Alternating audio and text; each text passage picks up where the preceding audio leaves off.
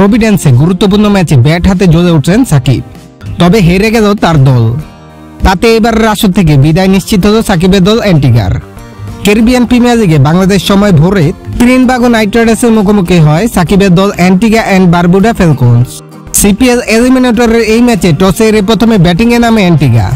আন্দ্রিস Gauss ও আমির জাঙ্গুর 50-র পাশাপাশি সাকিব আল হাসানের জড়ো ব্যাটিংয়ে 8 উইকেটে 166 রানের পুঁজি পায় তারা। জবাবে নিকোলাস পুরানের ঝড়ে উড়ে গেল অ্যান্টিগা। 15 বল ও 9 উইকেট হাতে রেখে জয় তুলে নেয় ত্রিনবাগো নাইট রাইডার্স। প্রভিডেন্সের দারুণ শুরু পায় অ্যান্টিগা। শুরুতেই রকিন কর্নেলকে হারালেও আন্দ্রিস গাউস ও আমির জাঙ্গুর 50-তে বড় সংগ্রহের দিকে এগোতে থাকে তারা। আন্দ্রিস গাউস 45 বলে 61 এবং আমির জাঙ্গু করেন 49 বলে 55 রান। এই দুই ব্যাটসম্যান আউট হওয়ার পর অবশ্য দ্রুত উইকেট হারাতে থাকে অ্যান্টিগা। মাঝে সাকিব আল হাসান খেলেন 9 বলে 26 রানের অপরাজিত ইনিংস, যেখানে 4টি চারের পাশাপাশি ছিল একটি ছক্কাও। শেষ পর্যন্ত 8 উইকেটে 166 রানের পুঁজি পায় অ্যান্টিগা। ত্রিনবাগোর হয়ে 3টি উইকেট পান সৌরভ নেত্রভালকার, 2টি করে উইকেট পেয়েছেন তারেক ও রাসেল।